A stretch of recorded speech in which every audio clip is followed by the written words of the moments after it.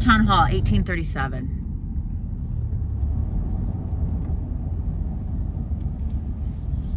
We were looking for a project to do with our son when he was graduating from high school.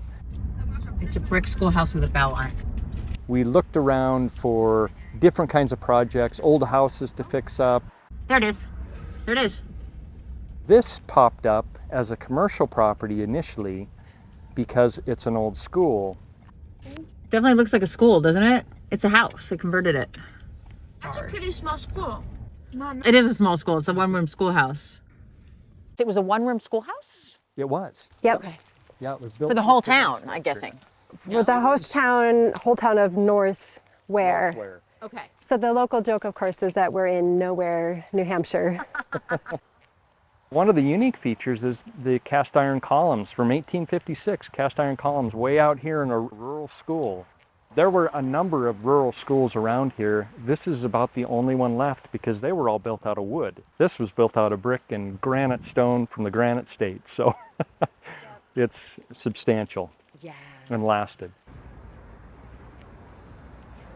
The school up until about the mid-1940s. Okay. Then it was empty for a few years, and then in the 50s, 60s, it became a grange hall. And that lasted up until the mid-80s when it became vacant again, and that's when we were able to acquire it. So it was just a shell when we bought it. He had it for sale for owner about 15 years. And so 15 years it was for sale? Yeah, by owner. Because nobody wanted an old Well, schoolhouse? Or so what? as far as we can tell, everybody in this town actually stopped and looked in the windows and dreamed about what could they do with this place, because people tell us all the time. I had a guy stop yesterday and tell me, we're fifth generation, we're so glad you bought this, thank you so much. We wanted to buy it, but it just wouldn't work. And we've probably had 45 people tell us the exact same thing. So yeah, so it was for sale by owner for 15 years, then he tried to sell it commercially. They finally relisted it as residential, and that was 3 days before we saw it. And when we saw it, we're like, this would be fabulous. We love working together as a family. We're very thankful. We know that this was a time that we needed to spend together. It was at a good time for me to take a year off from an architecture office I was working at. And we said, oh, this is perfect for us, because I was previously a historic preservation architect, and then this really just fit in with what we wanted to do. But this was a circular driveway. Circular driveway to pick up kids? Yeah. Right, in their horses and buggies. And we had to put in a septic system. So we had to take out the circular driveway. And the other thing to notice was we're walking up to it from the side, but there's actually a door on the right and the door on the left. So you see the girls' door here and the boys' door on the left. And there is a girls' stair on the right and a boys' stair on the left. So they had the kids enter by gender, and then they came together and were in class together. Girls wore dresses back then. Because girls wore dresses? The girls went up the really steep stairs, and they didn't want the boys commingling at that point. So that's... So we're going in the girls' store? Girls' store, okay. So the stair was original. They're worn. You can see that many small feet were using them. So these stairs, they had to walk up the stairs to get to class? No, they had lunch upstairs, but they still had the separate entrances. I mean, at least for the stairs, you know, the girls were wearing dresses, and so the girls went up one stair and the boys went up the other stair. And I think also part of it was just the balance. Everything is perfectly symmetrical, and so they even kept the doors perfectly symmetrical. All the windows are perfectly symmetrical. Everything is just that way. Yep. Yeah. This room would have been the schoolroom, the classroom. Look at that. That ceiling is great. Yeah, so the ceiling was historic and the floors are historic. We left those. And then obviously the brick walls are what this is all made out of. So when we bought it, it was just a shell. So it was the brick walls and the studs, and there was no insulation. The windows were exactly the same, but obviously a much upgraded window. And restored the ceiling.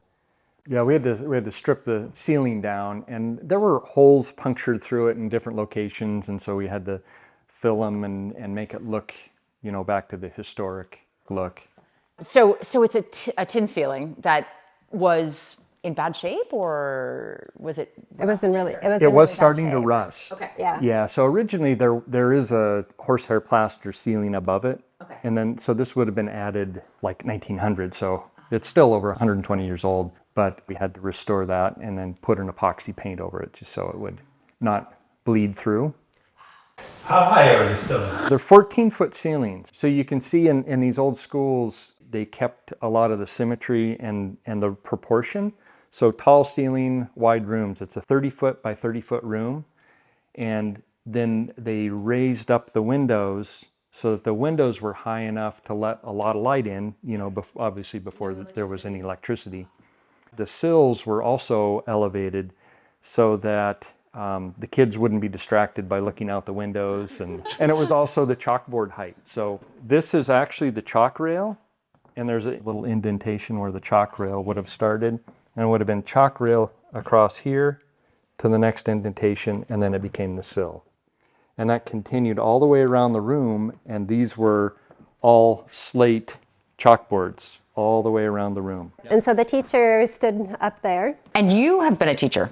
Yes, I was a professor of English and Russian literature. So you relate to, in a sense, being up in front of a classroom. Exactly. And then there was a wood stove around here. So you can still see the indentation here where the wood stove sat. And so they all looked at the teacher, and I think they were probably in rows. I would imagine kind of Laura Ingalls Wilder style. We do actually have one-room schoolhouses still in Montana. Yeah. Craig's grandma taught in one. Really? Yeah. Yeah, because they're still very small rural towns like this.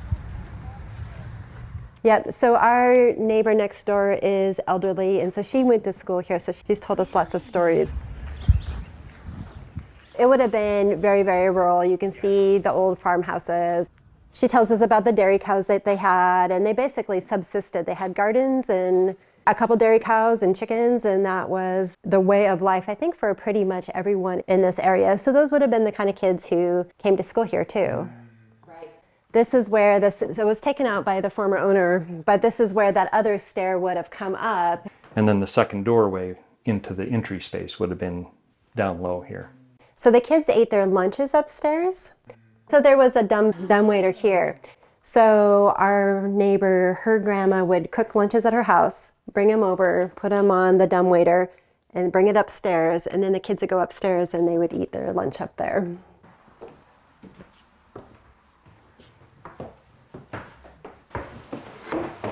And now the boys and girls have to go together. That's right. Right. Be careful on the upper set. Okay. Oh, they get narrow, huh? They get very narrow. Yeah. So this is the bell tower. And this is where the rope would have come down. And there is a hole in the floor, which we covered up obviously for insulation purposes, but it would have gone straight down to the lower part so you could pull on the bell and ring. So because there's steep stairs, we snuck in an all-in-one washer and dryer up here so you don't have to take it down the stairs. And this would have been... This was where the other stair came up. And you can see the rail going down. Oh, there's the rail. Yeah, right here. Yep. Okay.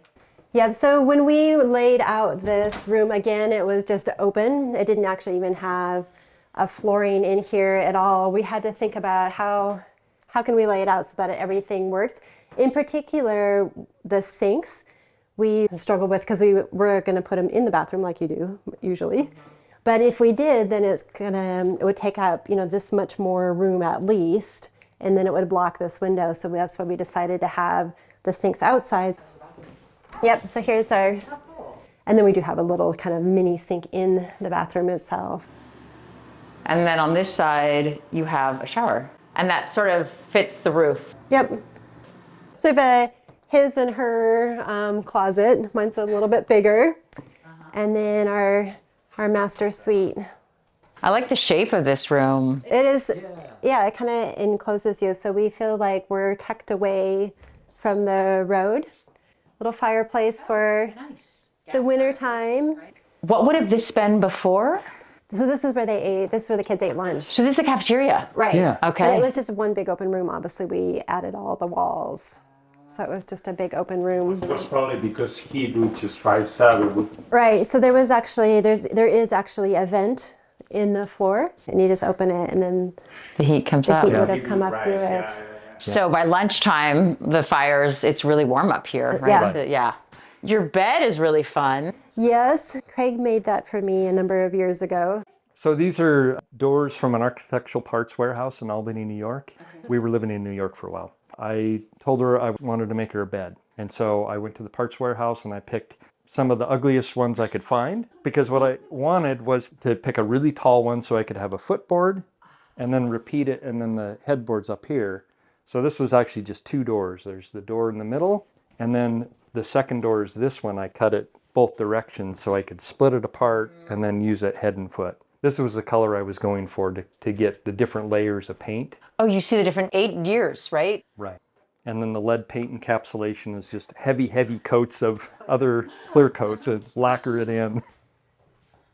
From here, you can see down into the yard, and this is one of our favorite spots. These windows are just big. It's another thing, you would never design a window this low to the floor in a master bedroom, but we just love it. You can lean out that.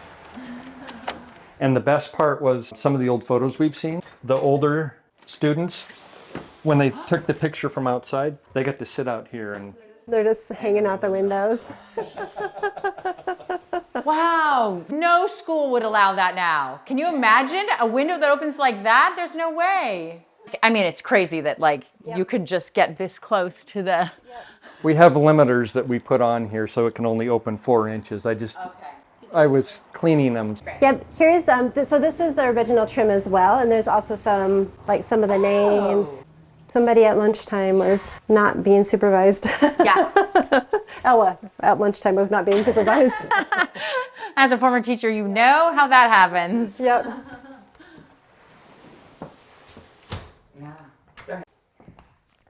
So we did try to keep a little bit of the feeling of a schoolhouse with, the maps and the bookcases, and even as tall as these ceilings are, this is our favorite room in the house. Like, we're just happy to still live in this house because it's always light, even on a gray, rainy day. So it continues back, or did you add on that? Yeah. Okay, so this would have been the end of the original school, 1856. Okay. This is the brick wall. And you can see that there used to be a window here and over there. We think it's somewhere around 1900, let's say. They took the windows out that were here. They built an addition to the back, and they put the windows, the exact windows, back there because they're the exact same size. And they just infilled this in to make it a doorway rather than a window, which is something we might do a lot of today too. Yeah. And the window just slid right back. Yep. And this is extra room for a pantry? Originally it was open, and then they had their library was back here. This is a set of school desks from a project I was doing in an old school. These were cabinets we kept. They were going to take to the dumps. So we have our powder here, and it's actually teeny tiny, but it's adorable, I think. Right. So we didn't have a garage, so we added on the connector here that has storage. But what's kind of fun about it is on this side, you can see where the kids have their initials carved into the walls. They were probably here at lunchtime. They hid around the corner outside where the teacher couldn't see them, and they could carve on the wall, on the old siding. We wanted to leave that as a record for, this is where the wood framed addition piece of the house ended. And then you also have the exterior of the brick. Right. That's the corner of the school. You see the layers. And it was important to us when we were building the garage that we stayed back from the original structure so that we didn't impede it all on, what is original, what was here, what is historic. So we got a variance so that we could set it this far back on the property. It's, not the focal point. These are the original storm windows from the house. Oh, so you reused them. These would have been put on and off. Correct. So we were able to reuse them in here because this is an unheated space, and so it works really well. And if it's a little windy, it's okay. Right. It looks like you put in a heating stove. We did put in a pellet stove there. Oh, so it's very different from before. Yep. Roxanne, our neighbor, talked about wearing her coat in the wintertime because the windows were so leaky, you know, and they just had the one wood stove. And so she said they would wear their coats. And the kids would come over in the morning and start the fire because the neighboring kids that lived around here, they could walk over, start the fire for the school, and then go have breakfast, and then it would be somewhat warmed up. So it was a real community project, like getting the school warmed up. Right. The meals are provided by the neighbor. She's the lunch lady. Yep, and this land was, you know, deeded by one of the owners that was here, all of that kind of a thing. So I think the Hadley family owned all of the land around here. Okay. And so when they wanted a school, they were able to provide this. That's why this is a half acre. Less than a half acre is what our land is. Okay. That's 8 acres, that's 8 acres. Everything is surrounded by much larger plots of land. So yeah, the second window, second doorway leads back, and we were able to use the rest of this space as a bedroom. Okay. This was our daughter's bedroom. Oh. And you can see that this was an elegant space. They had this nice curved ceiling that enclosed what we would consider the library. And then this, in the 1960s, the buildings were not as grand as other eras. And so it literally had a 7-foot ceiling, the addition piece. So the floor. So the floor continued across, and this was just a really, short room. So you went from 14 feet to half that, a 7-foot ceiling, and we said that's not workable. So we wanted to either raise the roof or lower the floor. And we thought, if we lower the floor, then we're at grade. So we tore out the floor and then put a concrete slab so we can have a radiant slab down here. This became our second wing with what was originally our son's bedroom and a bathroom. So now this is our architecture office. This is where we work.